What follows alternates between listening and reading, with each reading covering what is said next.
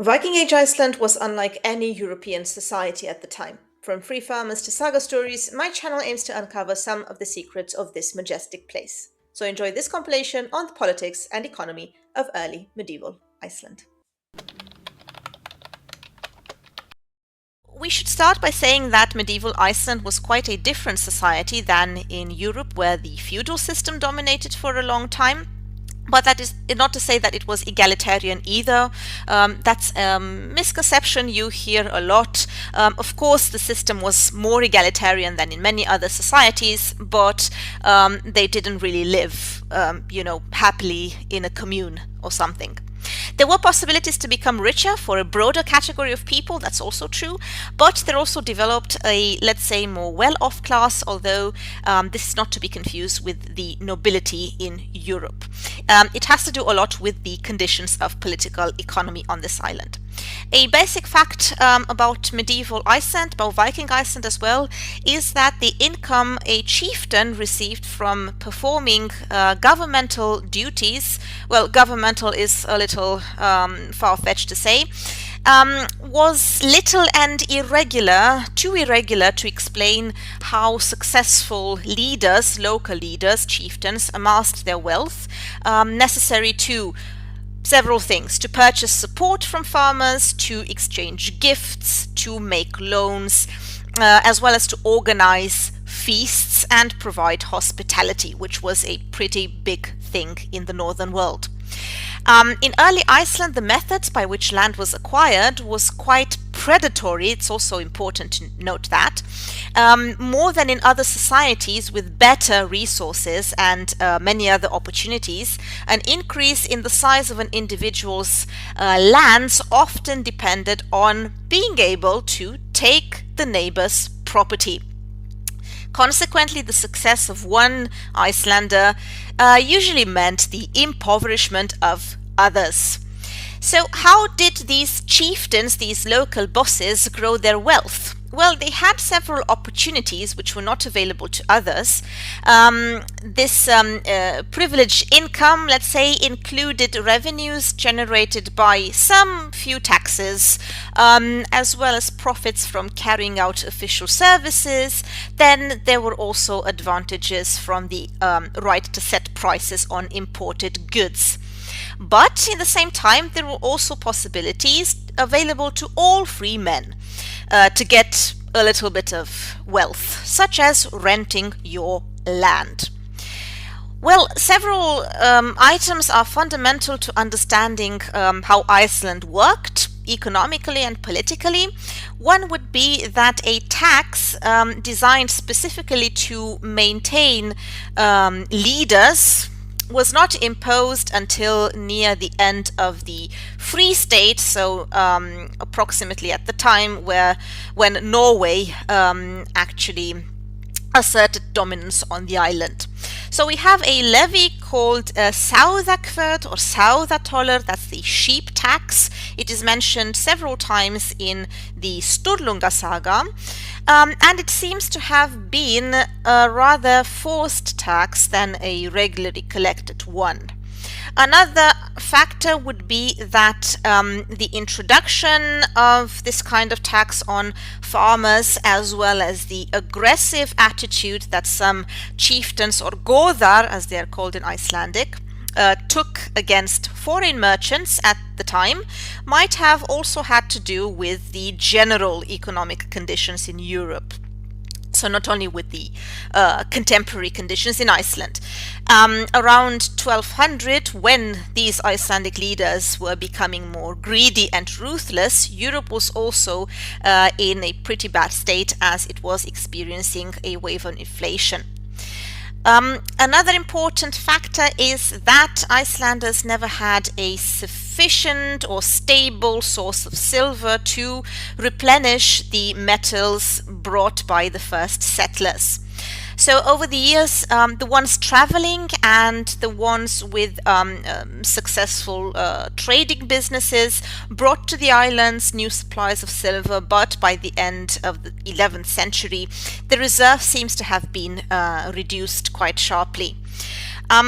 So from the earliest times, Icelanders tried to substitute commodities for silver, and they also developed a couple of mediums of exchange. So, for example, livestock, woolen cloth, dairy products as well, and particularly homespun cloth, the so-called vaðmál, which replaced silver as a more common unit of exchange, with each grade equivalent to a particular weight of silver. The principal monetary unit was the lögaurir, the law ounce, which equaled 6 ells of homespun cloth, with an ell being a measure something like 50 centimeters, about that. The ratio of this law ounce to an ounce of silver varied from 8 to 1 in the 11th century to 6 to 1 in the 13th century. So prices of goods were calculated in standardized ounces, whose values were set in the assemblies in springtime. But usually the standardized ounce was equal to 3 or 4 ells of this homespun cloth. Not to forget that the Icelandic economy was to a great extent dictated by the climate and the nature of the land. So we have a very variable climate, as the island is located between two air masses. We have a short growing season at Iceland's northern latitude, limited to vegetation such as grass, mosses, lichens, and also wood became a very scarce commodity. Birch, which was the only tree growing naturally in medieval Iceland, was kind of twisted because of the constantly changing temperature. The settlers who arrived here in the 900s found an advantage in the absence of dense forests because, the land was easier to clear. And this scrub birch also offered a supply of fuel. The grasses and shrubs, on the other hand, were very suitable for farming, but the problems were not long in coming, and very soon the population seems to have reached the limits of what the land could support, and overgrazing caused some pretty serious and irreversible erosion. I also have a short video about how these settlers caused irreparable damage to Icelandic nature. You might want to check that out as well. The settlers also did not develop any significant farming technology to increase productivity of the habitable areas along the coast and in the valleys. Although some farmers, especially in the south, did cultivate cereal crops, barley, for example, on a small scale, the summer growing season was unfortunately too short. Instead, the farmers, or bændur as they were called, became pastoralists, raising livestock, producing dairy products above all else, which meant that the harvesting of hay was vital in order to feed as many sheep and cattle as possible during the long winter.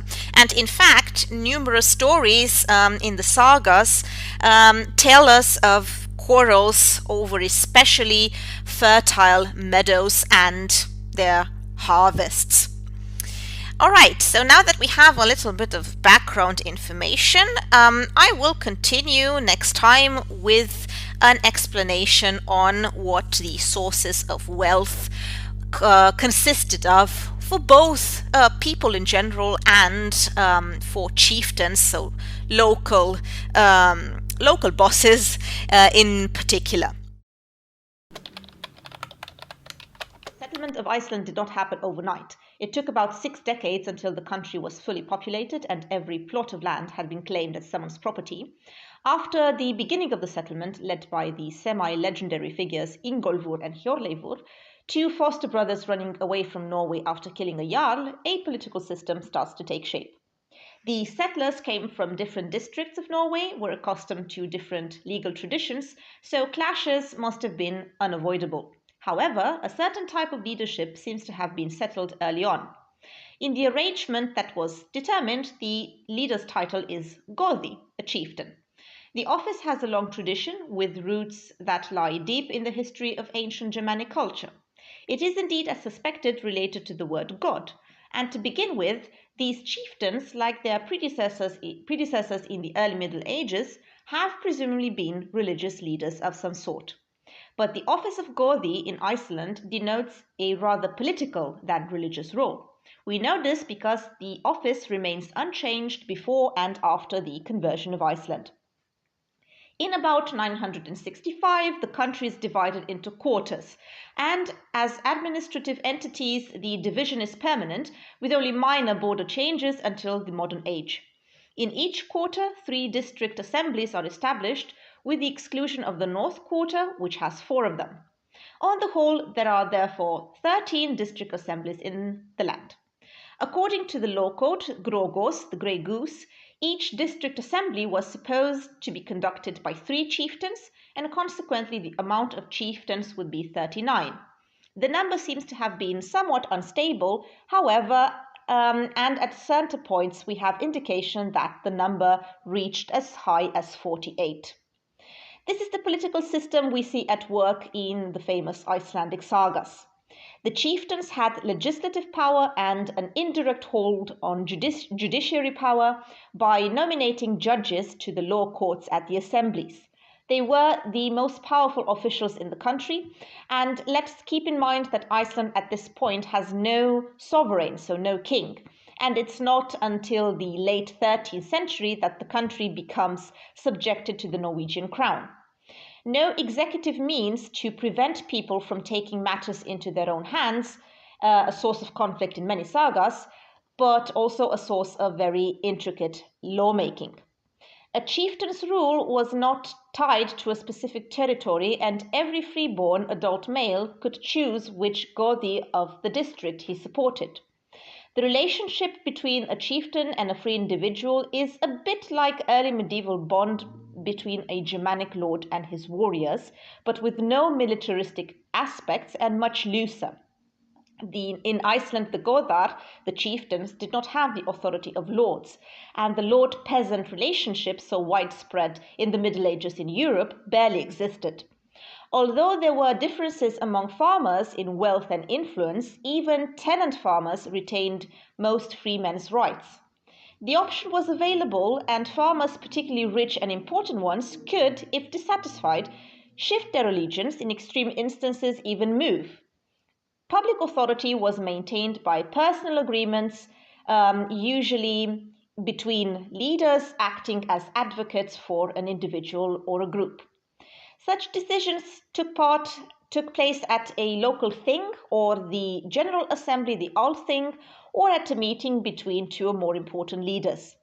The Goðar, the chieftains, assume therefore the role of legal middlemen, specialists in feud, who, because of self-interest or kinship relationships, political obligations, payment, were willing to help a farmer embroiled in a dispute. The compensation to the chieftains for their services also formed a source of income. I mentioned a lot more about taxes and income possibilities for chieftains in a video I linked above. It was therefore a system based on consensus, arbitration, and intricate compromises. The 39 chieftains in medieval Iceland had great responsibility towards their followers. Every time a freeborn man suffered a wrong, he depended on his chieftain to set things straight, because, I repeat, we had no executive power. Most common people were, therefore, dependent on the chieftain's protection. Arbitration took place at the district assembly closest to the scene of the crime, given that both parties involved were attending the same assembly. In those instances where each party belonged to a different quarter, the court case was appealed to the General Assembly, the Althing, which stood for the country as a whole. We know which district assembly was established first. It was called Kjalarnesthing, located a few kilometers north of what is now the capital of Iceland, Reykjavik. The Kjalarnesthing was founded at the start of the 10th century, and some scholars have seen it as a direct precursor to the General Assembly, to the Althing. The other assembly we know of for sure to have been established before this Althing is Thortnesthing, the one described thoroughly in the first chapters of Erbygja saga.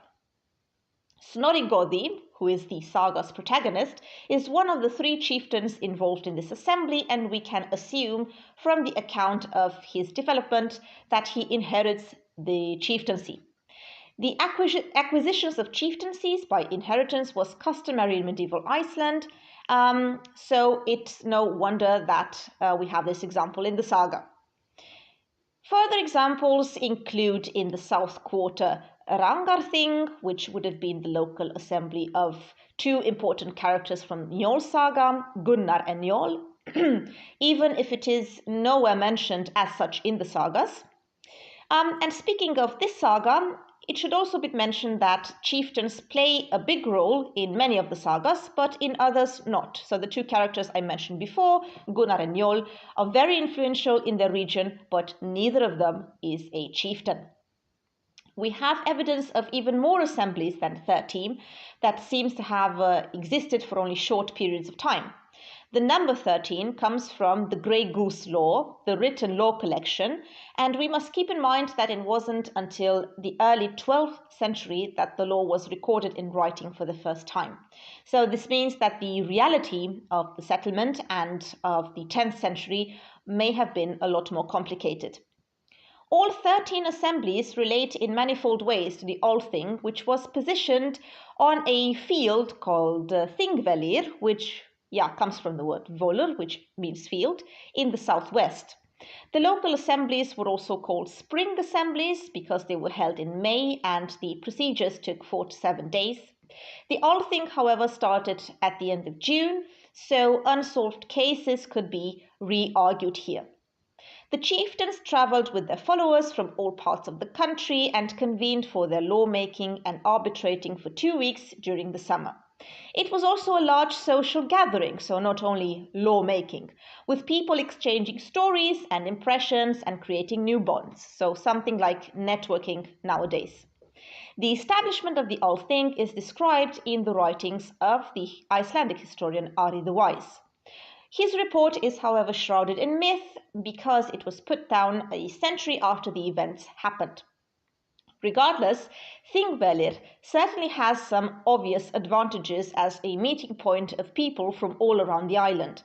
As it was well connected with most districts in the south, west and north, it had plenty of grassland, water, a high rock wall, which created a sense of community. Who was in charge of all this crowd? Well, the person responsible for the conduct of the assembly was the law speaker, Lögsögumaður, or in modern Icelandic, Lögsögumaður. His main role was to proclaim the laws of the Free State over a 3-year period, which means that every year he would recite 1/3 of all valid law of the country. We must bear in mind that we are talking about a deeply oral society with no effective writing system until the 12th century. So the law speaker's main requirements would have been doubtlessly a very good memory and a strong voice. Since Iceland had no supreme ruler, the law speaker became even more important than elsewhere as a leading figure. The hilly landscape is the ideal setting for him to stand and recite the law, pronounce sentences, issue summons, and make announcements. The exact position of the law called the logreta or lögrétta remains an enigma to this day. This was the center of legislation of the Althing. It consisted of the 39 chieftains, but since the North Quarter had 12 instead of 9 representatives, 3 supplementary seats were added for each of the other quarters. This gives us a total of 48 chieftains, and each one would bring 2 councillors with him. So all in all, the law court included 144 men, plus the law speaker and later on 2 bishops as well. The seating arrangement is told to have been circular with 3 benches in a row, where the chieftains would sit in the mid row and their councillors in the back and front rows. These were the representatives responsible for the election of the law speaker. They enacted and accepted law proposals according to which judgments could be passed. It was, thus, the most powerful institution of the, let's say, Icelandic parliament, the Althing. The Althing was the venue for solving those legal disputes that could not, for some reason, be solved in the quarters. When a dispute could neither be settled in private nor through arbitration, the last option was to challenge your opponent to a duel. This was a legitimate procedure until the year 1005, so shortly after the conversion to Christianity, when the two opponents could settle their accounts by sword fight within a marked border, and if one of them stepped outside of these borders, he would lose. And at Thingvellir, we find an island used to this purpose, according to some sagas at least. The Althing was inaugurated or consecrated by the leading Godi and dissolved by the weapon taking. So basically, when you attended the assembly, you are supposed to be unarmed. Confiscation courts were also appointed in order to share out the property of those found guilty. Not all of them succeeded in their task because sometimes force had to be shown, if not exerted, and some men who had been sentenced to outlawry remained on their property with a band of followers to defend it, and others made a quick getaway. Legal disputes feature prominently in the sagas of the Icelanders, and prosecution and defense of a case followed clearly defined procedures. Cases were prepared some time before the thing and could be dismissed if they were technically flawed.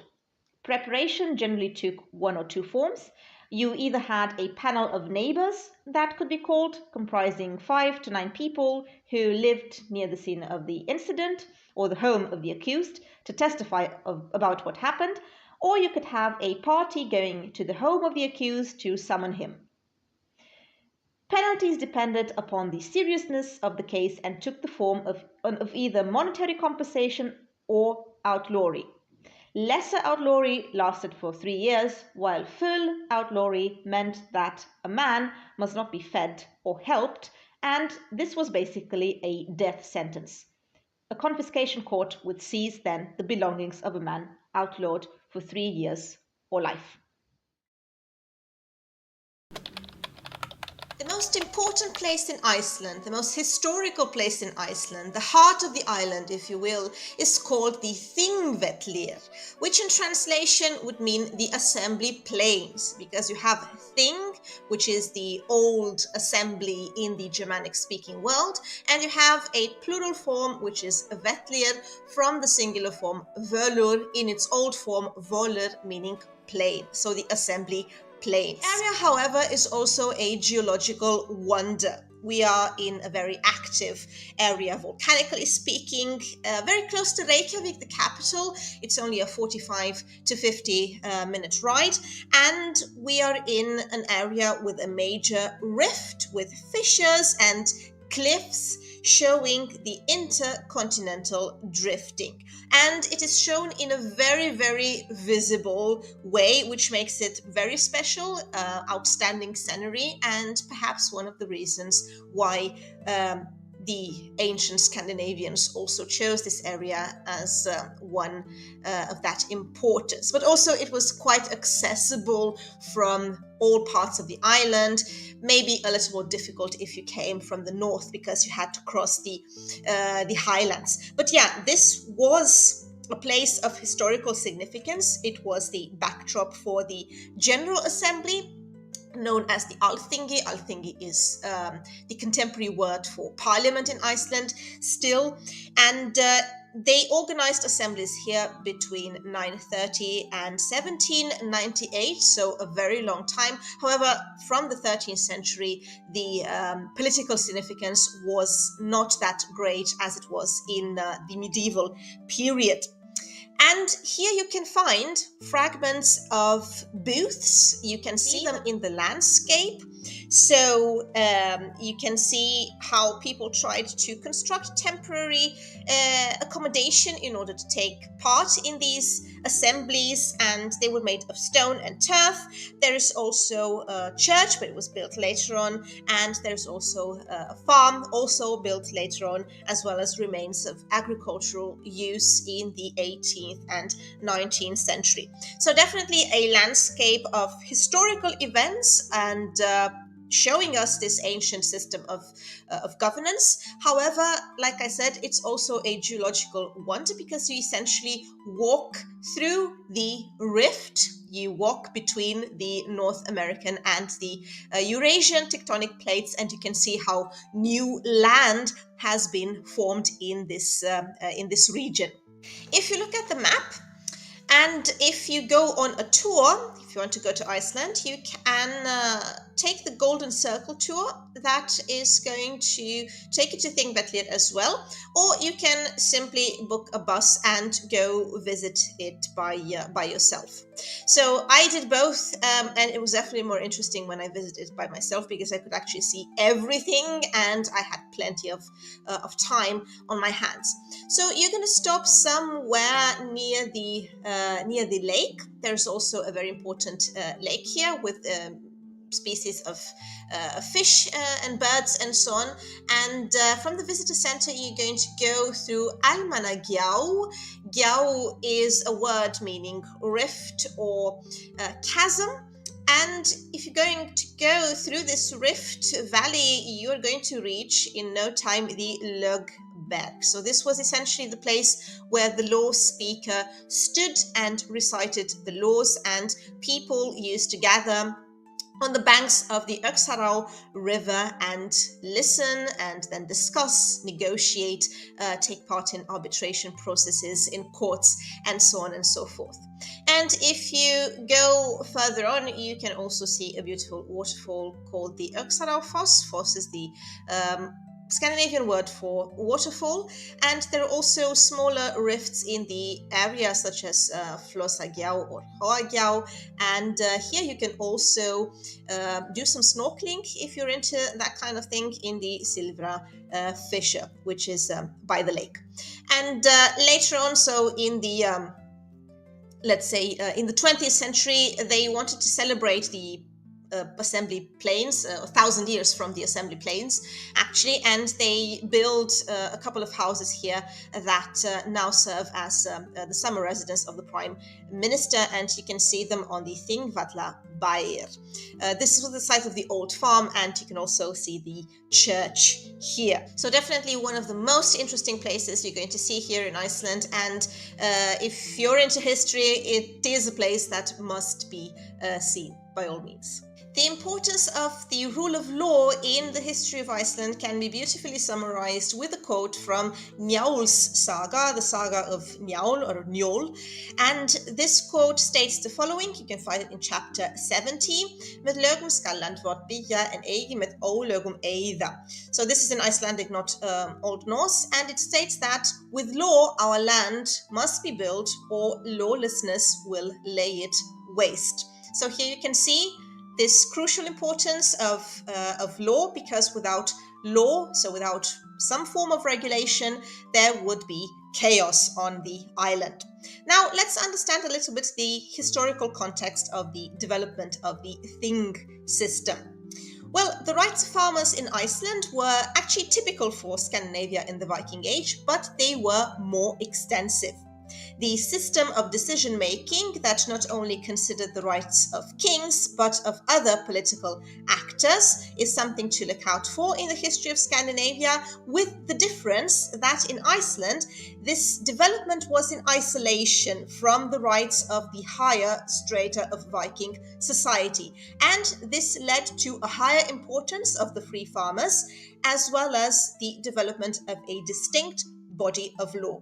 One critical point in this development is the fact that you needed structures that were powerful enough, strong enough, reliable enough in order to deal with intergroup conflicts. This was extremely important because, after all, you're dealing with an island where resources were scarce. Well, actually, when the Vikings came, you had plenty of woodland, for example, but that was cut down very, very fast.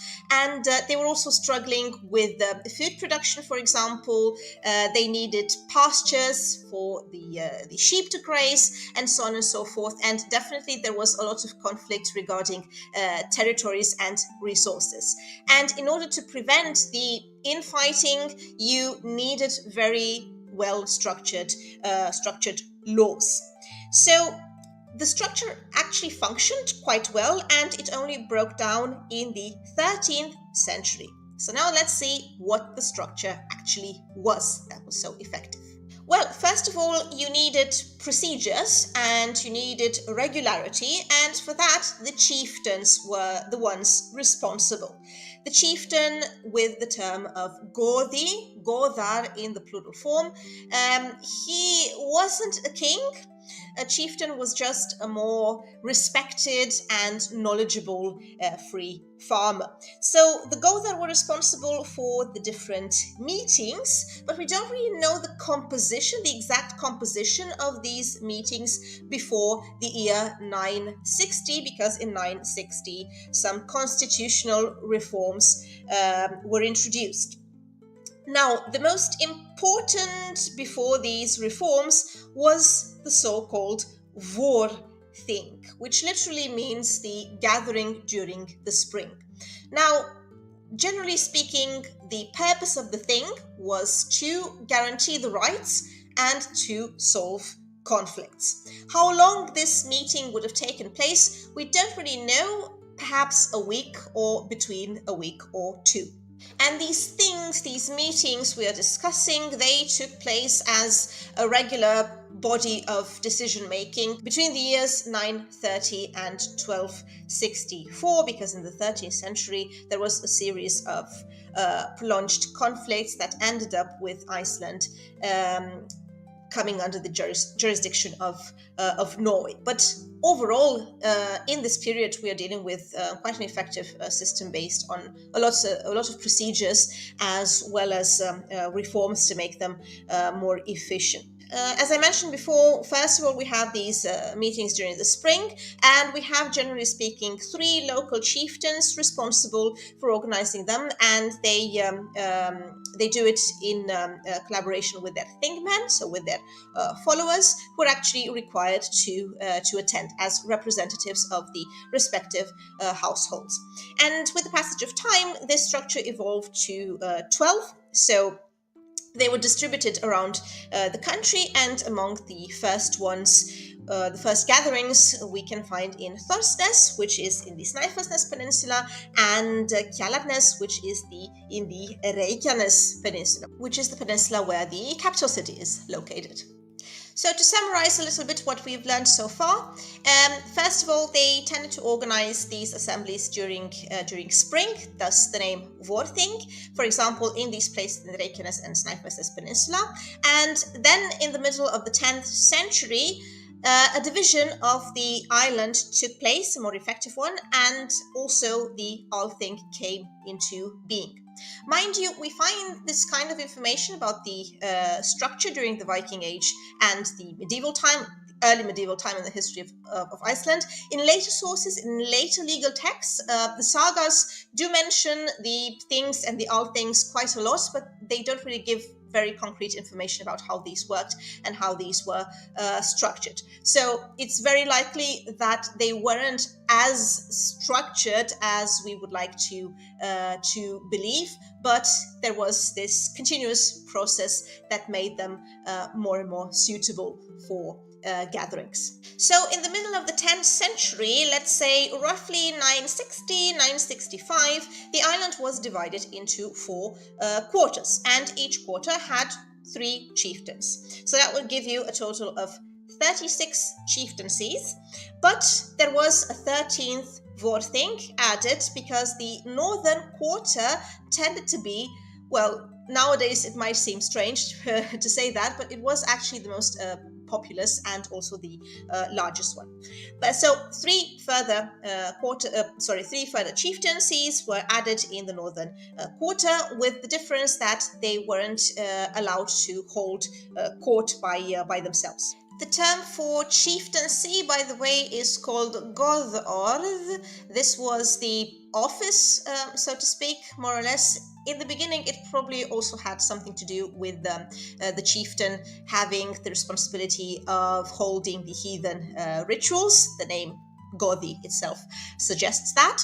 But at any rate, it developed into a strongly political role. And as you can see here, we have the quarter of Western Quarter. So these would be the Western fjords. And then the Southern Quarter that also contains the Reykjanes Peninsula with the capital. Then we have the Eastern Quarter. And as you can see, the largest one here, the Northern Quarter, with each of them having 3 springtime assemblies, and a little bit later a fourth court was added for the northern quarter. So we have this division going on from the 10th century, and the Godi, of course, had their thingmen as followers, and some of them accompanied them at the spring assemblies, and then further on at the Althing. Mainly the assemblies dealt with prosecutions, and the courts were called sóknarþing if they were dealing with such allegations, for example, of somebody committing a crime, somebody stealing something, murder as well, and so on and so forth. And there was a different court, the skuldaþing, dealing with debt that needed to be paid one way or another. So the Godi, the chieftain, had to name 12 bander or binder. These were the farmers, the peasants, who served as panels of judges. So the system was basically made up of panels of judges, and they participated in litigations, and they also participated in out-of-court discussions. So as you can see, it was a mix of formal and informal elements. And one more thing the assembly had the right and the responsibility to set was the standardized ounce, which was very important for commercial transactions, because these assemblies were not only political assemblies, they were also commercial, economical assemblies. Now, we do have reference in the sources about an autumn assembly as well, called Lathe, but this one did not have any judicial function. It was just organized in order to report to those who stayed at home what happened at the assembly, at the Althing, and it defined who the thingmen of the chieftain were, in fact. Which brings us to the next point, the Althing or the Althingi. What was this, in fact? This was the annual meeting at Þingvollur or Þingvellir, the assembly plains, and it took place in June, in summer, and everyone gathered on the banks of the Öxará River, including peddlers and brewers and all kinds of merchants, and it was hustle and bustle. It was a very vivid and colorful place. 2 weeks' time, so people would engage not only in political discussions but in all kinds of transactions.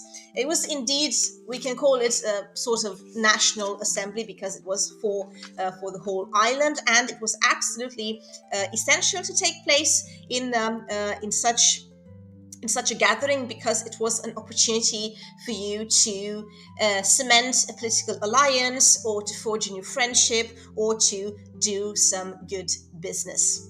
So when discussing about the political system in Iceland in the Viking and medieval times, we need 2 essential terms: the law council and the law speaker. Lögrétta or logretta, I think, in the older pronunciation. Lögrétta is the modern pronunciation, and then we have the lögsögumaður. Again, modern Icelandic is maður. We have this ending ur, and in Old Norse it was just the r as a nominative case. But just as a side note. Anyway, you can recognize the word law here, lög, which is actually very interesting, because the English borrowed the term from Old Norse, so that is very telling in terms of these cross-cultural relationships and how much Old Norse has influenced the English language as well. At any rate, the lögrétta is the law council, and this presupposed the fact that the chieftains had the right to vote, and they also brought 2 advisors. The law council was the representative for the foreign affairs. So in the dealings with the Norwegian crown, for example, it was the law council, the one responsible for it. And the system of governance, at least at this National Assembly, was public, so everything was discussed in public, which is why the people sat in 3 concentric circles with the chieftains sitting in the middle circle so they could communicate with the advisors in the outer and the inner circle. And there was actually only one fixed building, which was a church built in the year 1118. Otherwise, the chieftains had these turf booths, most likely roofed with homespun. And actually, if you look at the landscape, you will see different layers of such booths, depending on the age. Now, there was only one official, which was this law speaker, the lögsögumaður, and this was the chairman of the lögrétta, elected for 3 years, and he had responsibility to recite the laws. And since he was elected for 3 years, he recited 1/3 of the laws every year. And he also was the one who could lead discussions on legal issues as well as introduce corrections. He also announced the laws passed by the lögrétta, and he also furnished some parts of the law. He, of course, had some legal experts on his side. He knew a lot, but he couldn't know everything, so he needed some legal experts as well. However, he didn't really have any official power as we would conceive it today, like an office, because he could, for example, participate in litigations as well, in feuds as well, as a private person. So that's also very interesting. And if you wanted advice from the law speaker, you as a citizen should also, as a free farmer, should have been able to ask him the right questions. And the sagas are full of stories about how people learn how to do that. So they go to chieftains and ask for some kind of legal advice, or then to the law speaker, and they learn to ask the proper questions about what to do in a legal case by telling stories about similar cases. Yeah, they tell each other, they communicate all the time, and they learn how to ask the right questions. So this was also something important to do as, let's say, some kind of political education at the time. And law speakers were also important at the time because using the name of the law speaker, you could determine what age you were referring to. We have in the book of the Icelanders, written by Ari, the learned Ari, the historian, we have a list of law speakers, and so as you would have lists of kings in Scandinavia or in Europe, generally speaking, in Iceland you don't have lists of kings, so dynasties. You have lists of law speakers, and then again you also have lists of chieftains, but the lists of law speakers were definitely more important. And on top of the list you can find, for example, the law speaker Ulfjotr, who by tradition was the one who went to Norway and learned all about the legal system in Norway, and then came to Iceland and produced something similar or adapted it to the conditions present in Iceland. Now, I should also mention the fact that we do have something called a supreme chieftain, the Allherjargoði. Well, this was a highly ceremonial position, so it didn't mean more political power. The main responsibility with this function was to hallow the Althing and essentially organize the area of assembly. And this was the hereditary chieftaincy of Thorstein Ingolfsson, who was the son of the first settler of Iceland. Now the reforms that were introduced in the year 960, very important to centralize the legal system. They were the consequence of a conflict between two people called Tunguod from the Borgarfjord and Thord Gelir from the Breiðafjord. So initially, if you had a manslaughter, this would be judged at the local assembly nearest the scene of killing. So that meant if you were from outside the district, you could hardly have your rights defended in the area of the accuser. And this is exactly what happened in this conflict, because this guy Odd from Borgarfjord brought suits at the Thingnes assembly, and he engaged in a fight with the defendant, with Thord. He fought him both there and then at the Althing. So then the chieftains thought, wouldn't it be wiser to just split the land into quarters with 3 things in each, and also introduce some courts of first instance. And it turned out it was actually a good idea. So it was decided that such cases of manslaughter could now be brought directly to the Althing, so to the National Assembly. And for that, some new courts were established. So we have 4 new quarter courts established at the Althing as courts of first instance as well as appellate courts.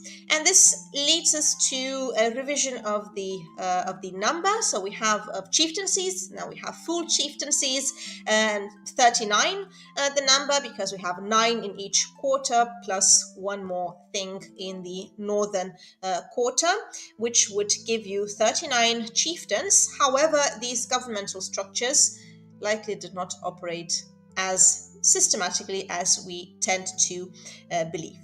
But at any rate, a balance of power was necessary here, and it was established that they should have Godi for 3 new chieftaincies from the other quarters as well to balance it. So you essentially had 39 plus the new ones, 9 more, and a total number of 48.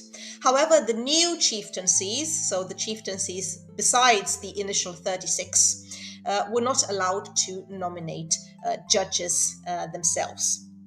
Now, many disputes were, however, not resolved in these courts. They were resolved informally, so to speak, and these courts rather had the very important role, nevertheless, to serve as standards for arbitration, so to show you how you should proceed, not only at the court but also outside of the court. And some people actually didn't really like to go to court because, like I said before, this was not a private negotiation. This was a negotiation, a process in the public arena. So that meant a lot of third parties were involved, and not everyone liked that. However, what these reforms show us is precisely this, that the system wasn't really that centralized before. So it confirmed the decentralization based on these relationships between farmers and chieftains, more or less formal, and they all point out that the more centralized system is actually the system we know from the later laws. All in all, we can say that we are dealing, nevertheless, with a pretty balanced system, and the dispersed spring assemblies with approximately equal number of local inhabitants guaranteed a more or less equal access to the Althing as well. Now, what was the purpose of all these assemblies and courts? Well, it was to create one big legal community and establish a group made up of juries and chieftains and the law speaker, a maximal group with the great responsibility to end fighting and to ensure peace. We also have other examples, some intermediary assemblies called the Fjordugathing, but these were for local affairs only, and they were overshadowed by the National Assembly, the Althing. And following the reforms, one important thing, a case would be normally heard in the court of the quarter where the defendant dwelt, which made a little more sense. And in the quarter courts, we most likely also have the number of 36 judges, and this jury was to deliver a verdict. Now, you needed to be nominated by a Godi, one of the 36 from their districts, and in order to be nominated to be part of a panel of judges, you needed to be 12 years old and you needed to belong to a household. So you needed a fixed domicile. And from the proposals, most likely lots were drawn, and in each court, panels were drawn from all divisions of the country. And this was done in order to discourage regional alliances, regionalism, and also standardized decisions were discouraged. People were encouraged to look at every case with objectivity and to regard each case as a particular one. However, one problem here was that verdicts needed to be more or less unanimous. So if you had more than 6 people who disagreed, then you would come to a deadlock, which wasn't really productive, and that meant you would need a court of appeal. Now, this all sounds very neat and tidy, but it wasn't, because there are a lot of informal elements present here. In practice, your success for a verdict to be drawn to your favor depended on your ability to draw political support from important chieftains, generally from important people in not only in your district, but generally speaking from the whole island. And one of the last reforms that was introduced was in the year 1005, a fifth court of last instance, where verdicts could be drawn with a simple majority, and that made the situation much easier. And truly, the last reform in this whole system was when two bishops were included in the law council, in the Lögrechte. So essentially, this was about finding workable solution for all the parties involved, as well as power brokerage. So these assemblies were a political arena where chieftains could display power, muster more power, find followers, and negotiate a better position for themselves. So if you're engaged in a conflict in Viking Age or medieval Iceland, there were a couple of options to solve the conflict. One option would have been the self-judgment, the sjálfdæmi. So you essentially, as a defendant, gave the accuser the power to decide on a solution, and for this to happen, you needed to trust them quite a lot, so that they could put forward an acceptable solution for you as well. Then you had the option to engage in a duel in the Holmganga or the Einvigi, but this was actually part of the older heroic Germanic world, and it was eventually outlawed. So you do find a couple of examples in the sagas, but in practice it would have been something really seldom. Then you had, of course, the blood feud, like the really Avenger type, and then you had this very complex formal legal system with summoning and pleading and presenting your case, gathering evidence, gathering support, accepting third parties, panels of judges, and so on and so forth. And then you also have arbitration, which was a kind of negotiation that could take part both in and outside of the courts. Of course, you could also combine all these methods to solve a particular conflict. And perhaps one of the most interesting elements of this whole system was the enforcement, because there was none. So the criminal act was considered as your private concern, your private affair. So regardless of the decision taken in a particular process, in a particular panel of judges, or outside of the court system, and so on and so forth, it was actually your duty, or the duty of the kin, to enforce that. So that was valid for all sentences, even death sentences or sentence of outlawry, which was actually the worst that could happen to you. This was a private concern, and you were responsible for, avenging your brother or your father or someone from your family or whatever. So this was your thing. There was no way of enforcing this, and this was actually the bit of the whole process that could lead to even more conflict. Interestingly, the assembly still met until 1798, but it was just a regular court, so it no longer had this political aspect. And due to its importance, actually, in the 19th century, it was restored as a gathering place for celebration. So in the context of the fight for independence and the rise of nationalism all over Europe, and inevitably also in Iceland.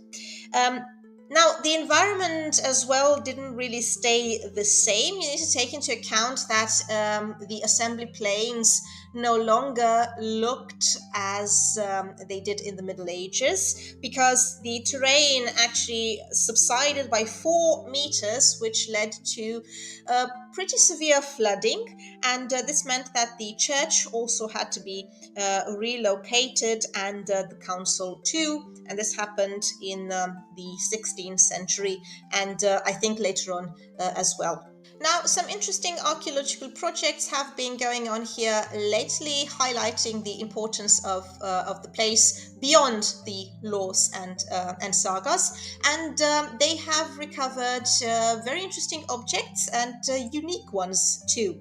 For example, the head of a bishop's crozier with Celtic design, the Tau crozier, which is the only example from Iceland of the kind. We also have coins, like coins struck for Emperor Otto III from the Holy Roman Empire, stating the importance of the place in trading relationships, so not only as a political gathering. And silver was also used to pay compensation, so it makes perfect sense to find something like that, as well as scale, weights, again highlighting the importance of trading.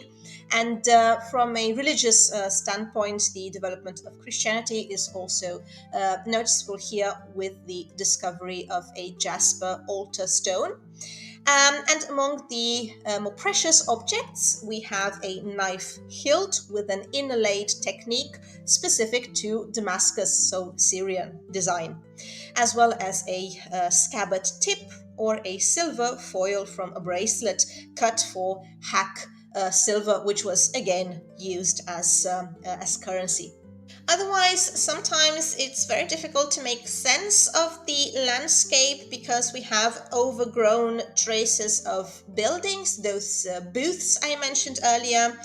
Chieftains used to build for themselves and for the Thingmen, and they were built on top of each other. And today, what we can see are actually remnants from the, let's say, 17th, 18th century. So we have these small buildings. Actually, they weren't that small because they needed to accommodate a lot of people. But at any rate, they were buildings made out of rock and turf, and potentially with fabric on a wooden frame. So they were a sight to be seen, and some of them were actually the property or the temporary property of very important people, such as the chieftain Snorri Thorgrimsson. Snorri Thorgrimsson, described as very knowledgeable chieftain in a lot of sagas, in Erbygja saga, for example, Laxdœla saga, the very important family sagas.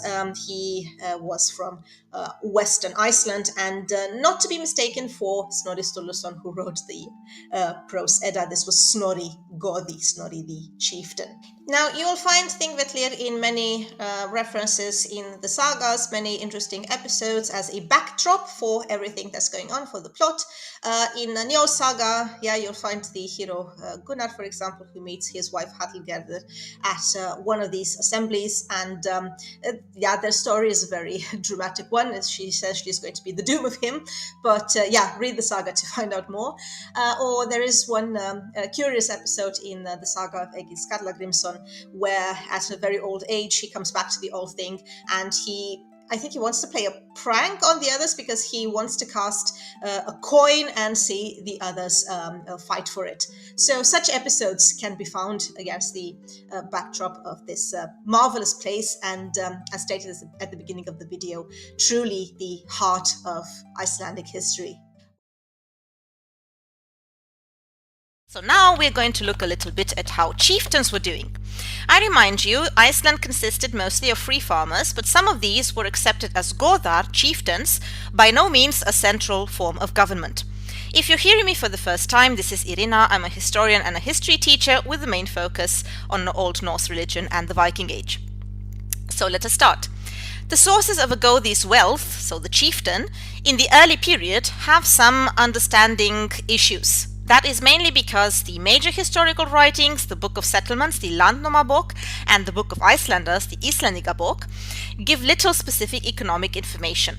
The Grey Goose Law, the Grógós, on the other hand, is slightly more informative. Legally prescribed taxes and other sources of income allotted to a chieftain in the Grógós are, on the other hand, noticeably small. Þingfararkaup, which literally means the fee or bargain price because of the word kaup, for traveling to the General Assembly, the Althing, was the most lucrative assessment a chieftain could legally impose.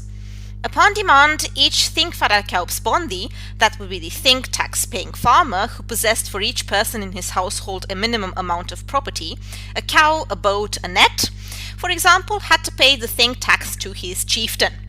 According to Ari the Learned in the Book of Icelanders, Gissur Isleifsson, Iceland's second bishop, carried out a census probably at the end of the 11th century and determined there were 3,800 þingfararkaups bændur, so the farmers who had to pay this. If the term 100 stood for 120, as was customary, then the number of substantial farmers at the time was approximately 4,500. So at the local springtime assembly, a chieftain was permitted to require each 9th þingfararkaup farmer among his followers, his thingmen, to accompany him to the Althing. The Goðar then collected the tax from the thingmen who stayed at home and used the funds to compensate those who accompanied them to the Althing. This payment to the farmers was also called þingfararkaup.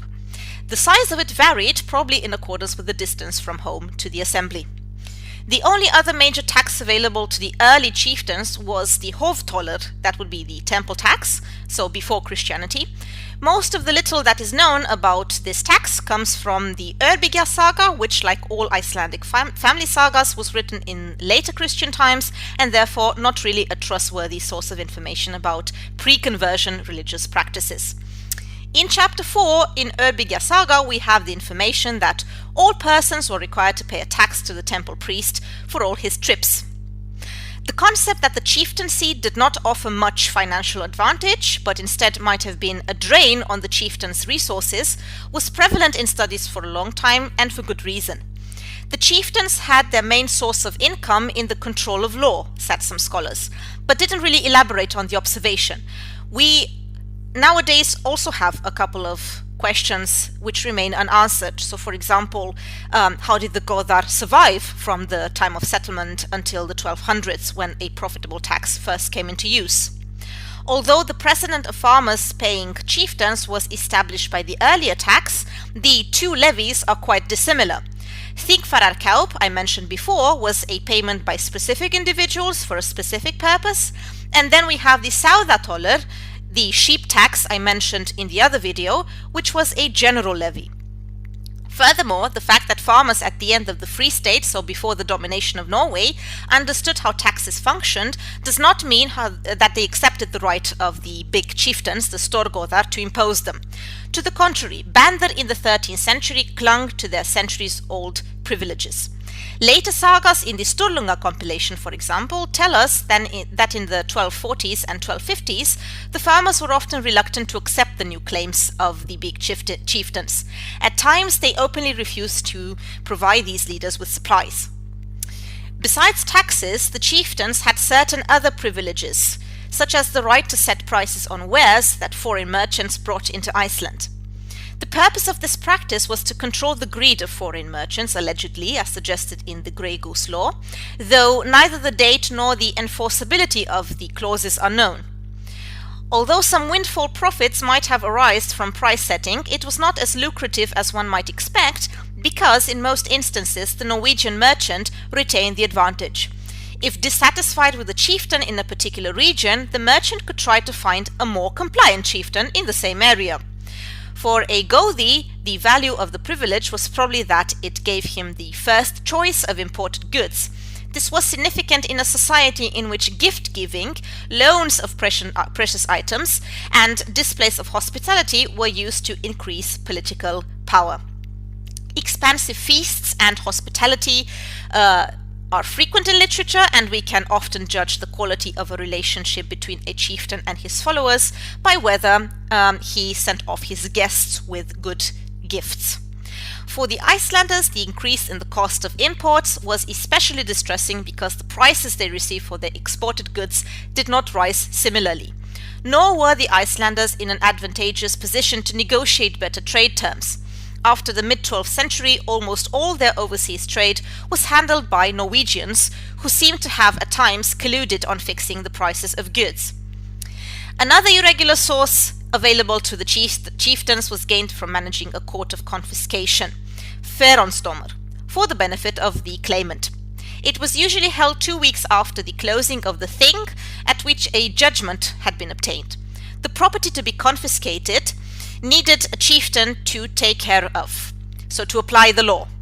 For the service of officiating at the confiscation of property against a lesser or a full outlaw, the chieftain was legally entitled to a remuneration of 1 cow or ox, and the remaining property was divided among the men of the region. In itself, this fee was small, especially in view of the dangers inherent in leading a prosecution for someone else and then confiscating the defendant's property. Should a Gothi be in the position of confiscating the property of an outlaw with himself as the injured party, however, he would receive not only his fee, but also a claim to a substantial part of the remaining property. Furthermore, he would be in a favorable position to determine the specific allotments. When a foreigner died without an heir or partner, certain rights of inheritance accrued to chieftains. Another source of income was in assuming the role of trustee, fjorvorðveislumaður. Chieftains settled issues of inheritance and managed the property rights of widows, minors, and unmarried women. A significant change in the chieftain's flow of revenue resulted from the introduction of the tithe, the church tax. Iceland's was the first national tithe in all Scandinavia. It was also the first true tax in Iceland's history. An important feature of the tithe law was that a chieftaincy, a goðorð, an otherwise marketable commodity that could be bought and sold, was declared to be not wealth but power, and thus was tax exempt. Possessions of the church, including farms on which church buildings stood, were exempt from the tithe. This tax-exempt status had important consequences. Families in the 12th century often donated large parts of their land holdings to the church under agreements allowing them to retain administrative rights over the property for themselves and their heirs. The tithe was divided into 4 parts: for the bishop, the priest services, the upkeep of the church building, and the poor. A person who controlled or owned a farmstead with a church on it was often in a position to collect 2/4 of the tithe. At first, many Goðar perceived this tax as a means of increasing their wealth. The custom of lay administration or hereditary wardship of churches, a custom that granted a level of control almost equivalent to ownership, began shortly after the conversion, when landowners, both farmers and chieftains, built churches on their property. Churches after consecration were returned to the guardianship of secular individuals and their heirs by a form of enfeoffment resembling a feudal contract. Theoretically, the ownership of the property passed to the church, but in practice, the control of the land, along with the added benefits that came from the presence of a church building, was regarded by secular landholders as a hereditary right. Besides tithe payments, some church owners could also collect dues, called tollar, from churchgoers. Many studies have stressed the control of staðir, so that would be the farms with churches on them, as the principal source of wealth for the chieftains in the 12th and 13th century. However, the tithe did not establish the Goðar as leaders. Traditions of leadership were firmly in place when in the late 11th century the chieftains used their law-giving power to reap benefits from a new form of revenue. The same was not true throughout the country, especially in the West Fjords in the north. Gaining control of such farms with churches on them was not an absolute prerequisite for power. Attempts by individual or families to achieve hegemony over local areas had been a feature of the Icelandic body politic long before the effect of the church tax. An important possibility to get richer was, of course, trading. Exports were chiefly raw wool, different grades of homespun cloth, and a type of woolen cloak, the vararfelder. Though through this specialization they obtained, at least in one area of production, a comparative advantage that lowered their costs, making it feasible for them to participate in international trade. The goods were produced by a widespread cottage industry, and woolen products became a useful vehicle of exchange within the country. Along with merchandise derived from sheep raising, some trade was conducted in other farm products, for example horses, hides, sometimes cheese. A big problem here was the lack of ships. Most of the Icelanders who became full-time international merchants moved abroad, operating principally out of Norway. Even for well-equipped foreign merchants, the Iceland trade was difficult and time-consuming. Although better able to compete than their fellow Icelanders for the modest gains of trade, the chieftains played only a passive part in controlling the flow of goods or in regulating prices when compared with the role played by foreign merchants. The schedule of trading and the choice of goods, as well as the quantity and quality of the articles traded, were in main determined by the merchants. Only in the mid-14th century, when the trade in stockfish, that is, skreið, dried cod, was first developed, did Europe discover in Iceland a product of great commercial value. Once started, Iceland's stockfish trade grew rapidly. By the second half of the 14th century, the export of skreið and the industry that grew up around it had become firmly entrenched. Dried cod remained the principal export, although the trade diversified in the 14th century and 15th century when the English merchants also showed interest in acquiring stuff like fish oil, falcons, and sulfur, and perhaps also wool and hides. Another possibility was rental land, as slave labor does not really work in an environment where you can't engage in long-term agriculture. It is apparent that renting of land was a widely established practice by the late 11th century, when the sources become somewhat more reliable. It was not large households and important groups that secured power and reputation for the chieftains over the century, but the ownership of land and the income from rental property. Extensive tenant farming was possible because many sizable family holdings included rentable property, especially outlying lands. In particular, a main or head farm, the so-called aðalból in the Grógós, played a pivotal role in the Icelandic system of land distribution. These farms existed because the original land holdings from the settlement days were not continually being divided as the year passed. Many scholars have connected the aðalból in Iceland with allodial landholding, a tradition of ownership common in Norway, whereby certain land was the possession of a patrilinear descent group defined in relationship to a specific ancestor who was a landholder. Unlike allodial land, however, in Iceland it was not the exclusive possession of a patrilinear descent group. Allodial land passed to often remote relatives, but Icelandic heirs seem to have been mostly drawn from immediate kinsmen. An aðalból tended to remain under the management of a family member, or at least it could be neither sold nor rented without specific agreement by the legally responsible male heirs. So in conclusion, land ownership as the principal source of a chieftain's income requires an important mention. The Goðar, the chieftains, by no means monopolized the ownership of land. Substantial parcels were a major source of wealth for many well-off farmers who far outnumbered the Goðar in their midst.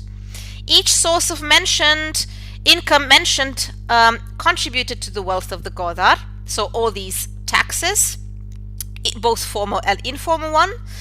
None of them, however, does explain the full extent of the chieftain's wealth or power. So this is something we still need to explore in Icelandic studies, the underlying system of wealth, particularly in this period before the time of settlement and, let's say, the 1200s. So Viking Iceland as well as medieval Iceland could be called a bad year economics, in the sense that if all went well, people could enjoy prosperity, but if something went wrong, then everything went really wrong. So Iceland was colonized initially by a small number of leaders who established a tight pattern of agricultural settlements based on animal husbandry, cattle and sheep, for instance, as well as hunting, gathering, so basically taking advantage of anything the island could provide, in order to shape a subsistence economy and a social landscape as well, on the model of Scandinavia mainly, which was meant to endure for hundreds of years. However, the long-term impact on the environment was quite serious, with an undynamic response to change and a long-scale impact which can be noticed nowadays as well. So, for example, the conversion of shrub forests into grassy pastures and hay fields meant an ecological experiment performed with little knowledge of local conditions, such as local climate, soils, or plants. Gradually, the population of Iceland became stagnant, dangerously vulnerable to volcanism, epidemics, and starvation. There is evidence that human environmental impact predated non-human climate change, such as cooling.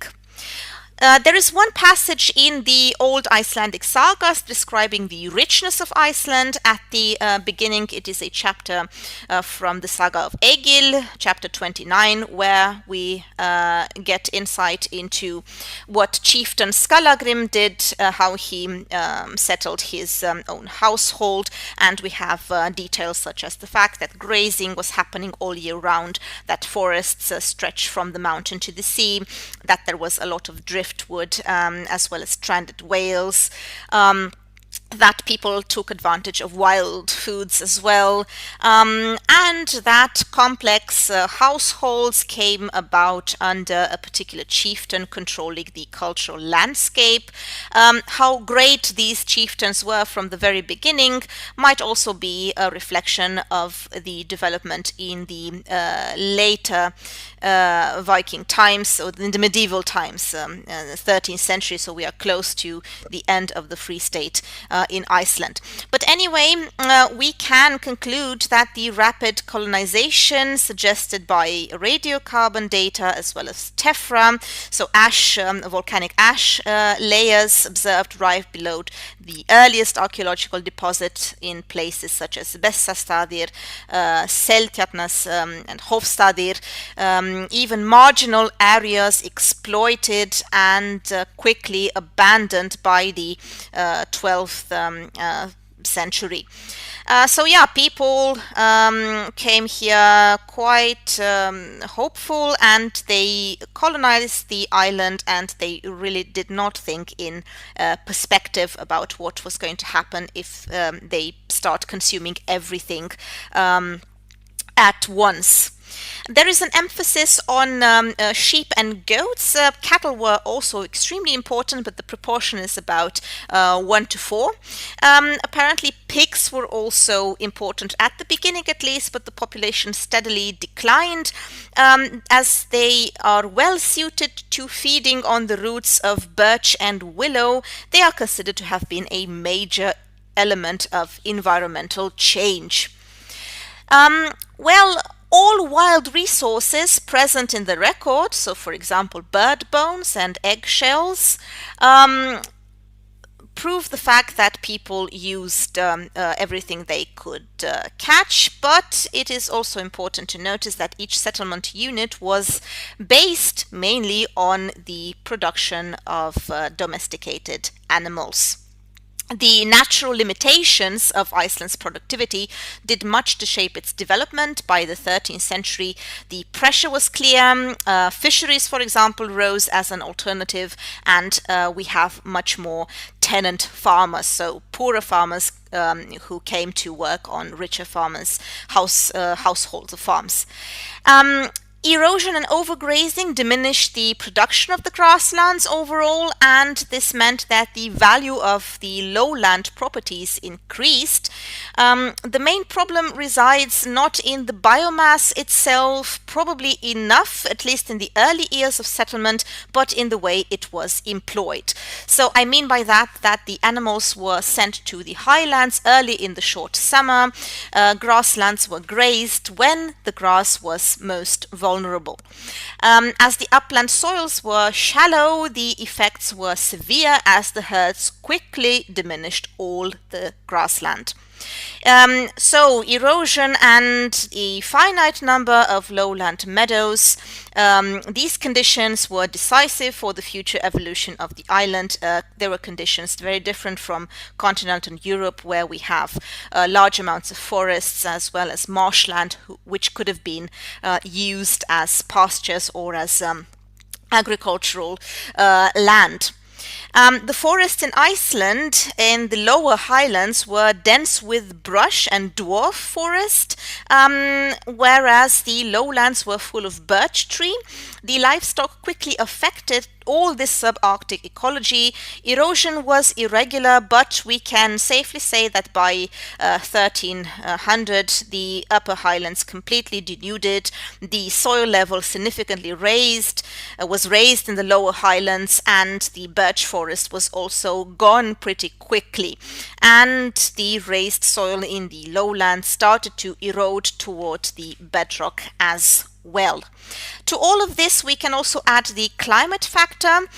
So between the 9th and 12th century, we are dealing with a milder climate, which actually favored settlement. We have an average of over 4 degrees. But afterwards, people here experience a cooling trend. This means a lot of drift ice as well. But we do have intermittent periods of warmth as well. The cooling, however, affected the subsistence economy, as it is very difficult to tell how much fodder you would have available the upcoming winter. In other words, how much livestock you would be able to keep alive, and this increased the sense of competition between farmers as well, which was a decisive factor in the political turmoil happening at the end of the 30th century, which ultimately led to the dominance of Norway on the island. After the 10th century, famine and sickness becomes quite common, as the variability of climate was essential in this development. Cold, rainy summers, for example, meant you were not able to keep livestock alive. Nevertheless, you could have little chance in resorting to communal units known as hreppar. These were units which controlled grazing lands and organized common labor, some kind of local insurance, but they also had limited resources. Sometimes there was no other chance than to slaughter the animals, which meant that one winter you could actually be able to eat a lot of meat, but a second rainy summer was going to be hell for your household. So you had to do everything within your power to be able to keep your livestock supply. What could you do to prevent starvation? Well, worst case scenario, you could resort to stuff such as edible lichens, also seal hunting, getting seaweed as well, or searching for any kind of driftage, alongside raising more fisheries. Now, the population could rebound if there were enough young women surviving these hardships, but a lot of conflict emerged, with farmers stealing sheep from one another, for example. You read in the sagas a lot about such cases, or quarreling over cheese and hay and resources overall.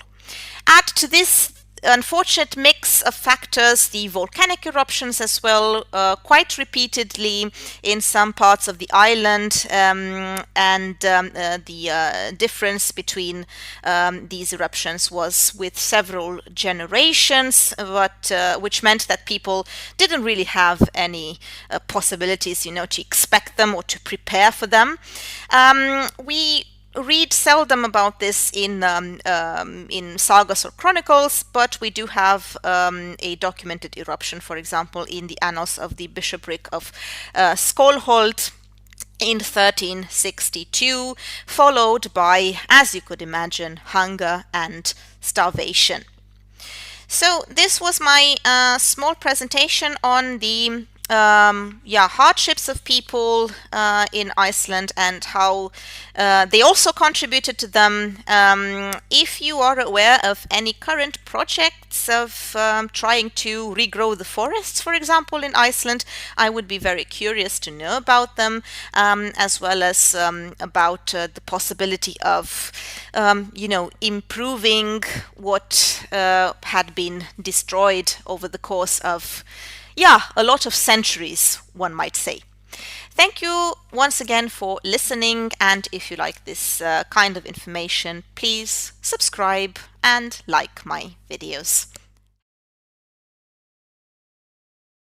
We can look, for example, at the writings of the historian Ari the Learned, Ari in Frodi, writing in the 12th century. And in his book, Islandiga book, so the book of the Icelanders, he mentions a census performed by a bishop, Bishop Gissur, at the end of the 11th century.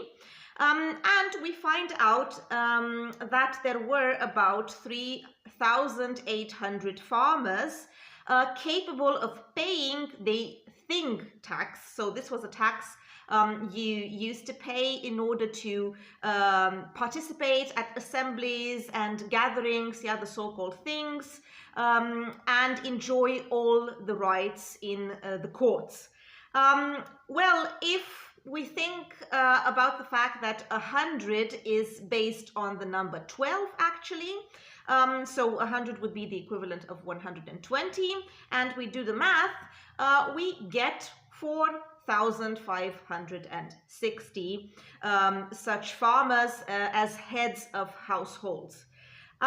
Yeah, so it's a large number if you think about it, and this proves a very important point, which is the fact that in Iceland, unlike the rest of Europe, there had been a process of social leveling with very, very little hierarchy. Of course, we have chieftains here as well, the Godar, but of course it's much more leveled than anywhere else in Europe in the Middle Ages.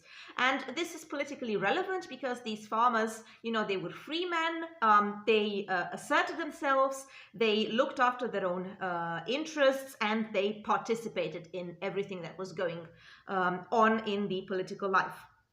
All right.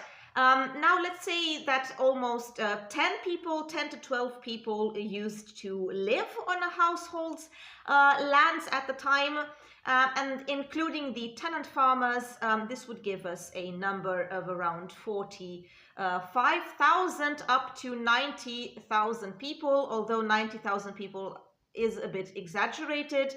So if you compare the number with the 17th century, where we have more data, so in the 17th century, it is estimated that about 55,000 people lived in Iceland. We can conclude that in the 13th century, because the land was less eroded and they had more resources, so not all resources had been depleted because they just got there. Let's say that a realistic number for the time would be 60 up to 70,000. Yeah. So that's about it. As you can see, not negligible amount of people living there and trying to construct a society. So there you go, just in case you were wondering how many people used to live in Iceland in the Middle Ages. We find information about the Christian conversion of Iceland in several sources, such as the family and contemporary sagas, as well as Ari Thorgilsson's Islandiga book, annals or church writings, special sagas about churchmen, like those about the two saintly bishops Thorlak Thorhallsson and Jón Ögmundarson. The lives of the first bishops are treated in the Hungervaka, a brief church history from the 1200s. A century later, the lives of further bishops from Skalholt and Hólar were handed down, almost all writings in the vernacular in Old Icelandic. The church texts don't really focus on the functioning of the early society, but on the establishment of the bishoprics, role of priests, and generally the conversion. We do know that a few settlers converted before Christianization, and some were more or less familiar with the new religion, and no wonder given the amount of cultural contacts of the Vikings with other populations, especially the Celts and Anglo-Saxons. Nevertheless, most of them followed the old ways. Luckily, Christian authors jotted down the poetic and prose Edda, the sources without which our knowledge about Norse mythology would be so much flimsier. What they recorded, though, were mythological narrations beyond which we can uncover some of the mentalities, but how the religion was actually practiced is still out in the shadows. Belief and ritual seemed at any rate to extend beyond just the worship of gods in what we can deem magical thinking, with the natural and supernatural intricately bound together.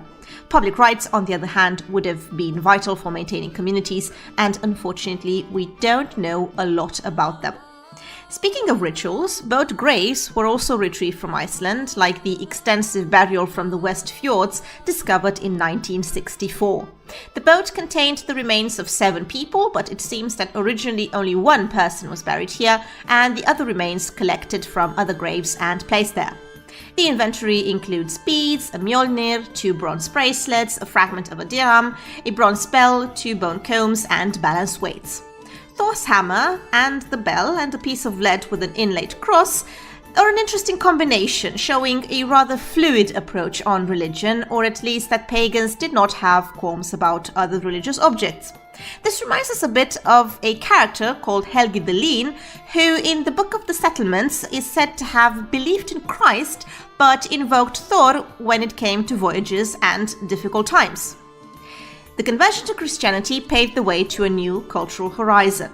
It was also unusually peaceful and fast, in contrast to the very troublesome one in Norway.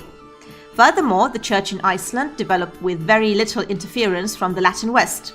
It wasn't really the same dominant, overgrown institution like its Western parent. Economically speaking, yes, the Icelandic church helped introduce a coherent system of taxation with the tithe. However, it did not reap a very significant revenue because most of it ended up with the chieftains. Icelandic priests themselves were not really a separate class of society, but subjected to secular rules, and among their ranks you could find influential farmers who wanted to keep their property. So the basic patterns of power and wealth were not fundamentally altered. The chieftains, or godar, built churches on their lands just like they did with pagan temples, or just adding a new building, since usually the old rituals took place in the hall. At any rate, there was no separate jurisdiction for the clergy until at least the 12th century. We can reconstruct what happened based on the account of Ari the Learned in the Book of the Icelanders, the Íslendingabók. Ari wrote around 1120 and was brought up at a farm by Hatl, a man who remembered being baptized by the missionary Thangbrand. There are other sources as well, like some lost Latin sagas and references in family sagas like Njol saga or Laxdöla saga. We know of an Icelander called Thorvald, baptized abroad, who brought with him a bishop from the Holy Roman Empire but didn't really have any success, and then Stepnir's mission, who was sent by Olaf Tryggvason, also failed and he was even outlawed. Then Thangbrand arrived, an experienced missionary who did manage to convert some Icelanders but also killed some people for having written offensive poetry about him. According to the saga of Njol, at least. All in all, he did not convert the island either. In the Book of Settlements, the Landnámabók, we often hear about shifting conversions, in the sense that some brought Christianity with them, but then returned to their ancestors' pagan practices. We read, for example, that someone called Auð used to say prayers at Cross Hills. She had crosses erected there, for she had been baptized and was a devout Christian. Her kinsmen later worshipped these hills, and then, when sacrifices began, a pagan temple was built there. They believed they would go into the hills when they died. In other accounts, the power of Christianity would be decisive. For example, we are told that Bjarni promised to become a Christian, and afterwards the Huit River changed its course and made a new channel where it flows now, so Bjarni gained possession of Lesser Tongue down to Grind and Solmundafjoldi.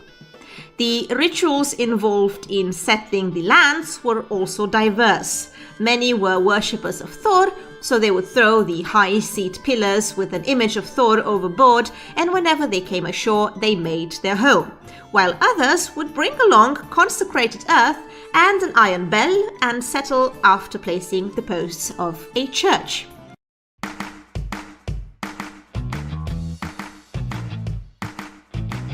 Despite the unsuccessful first attempts, unlike other regions, the transition was quite smooth. You have a pagan majority accepting a Christian minority with a political reasoning as well. Iceland was growing increasingly dependent on the trade with Norway, which was also in the process of Christianization but in a much less peaceful manner. We have the aforementioned Olaf Tryggvason, who, for example, resorted to forced conversion as well. Iceland, however, being so remote and the living conditions already so harsh, did not really need one more problem to cap it all. So for the sake of peace and rule of law, and in order to increase the potential contacts to the rest of Europe, decided to adopt a new religion. When Norway banned trade with Iceland on religious grounds and the king even took some Icelanders hostage, Christians in Iceland felt encouraged to stand by their cause. Chieftains started to create parallel courts, raising the danger of a civil war. When skirmishes broke out at the gathering, the Althing, the Icelandic mentality kicked in. Mediation and arbitration, treating the conflict like a feud and searching a way to settle. The law speaker, Þorgeir, a Gothi from the northern quarter, was a pagan but also had close ties with Christians, so both sides accepted his mediation. The people of Iceland accepted his decision on the grounds that if law was to be divided, then peace would too. Chapter 7 of the Íslendingabók states quite clearly that everyone was to convert and be baptized, but people were allowed to sacrifice to their old gods as long as, well, essentially no one would snitch on them. The conversion thus should be regarded as an official act. What you did on your own farm was your private decision. You could continue worshipping the old gods, just not at the official gatherings. There was no formal structure to verify if you actually adhered to Christianity at home. This means the process would indeed have been gradual, especially until the Grógos was written, the Grey Goose Law, where we do find the canon law with all kinds of interdictions about the practice of magic, for example, about the practice of seidr. Furthermore, without Christian scribes and scholars showing a deep interest in the pagan past, at least in the mythological stories, we would know much less today about the Norse pantheon and cosmogony, despite all the problems the poetic and prose Edda carry along. It was Christianity which brought literacy in the Latin tradition among the wealthier classes, and without this development, we cannot reimagine the sagas. This was indeed an oral society before, and committing information to writing is also reflected in the first census done on the island, initiated by Bishop Gissur, where they essentially counted the farms. While this whole story might strike us odd, given the manner in which Icelanders usually settled conflicts with procedures and compromises, resolutions, that actually fits the general picture. By reaching this compromise, Icelanders opened up to Western Europe while at the same time maintained a strong connection to the past. For all intents and purposes, they really dreaded societal upheaval more than any other religious change.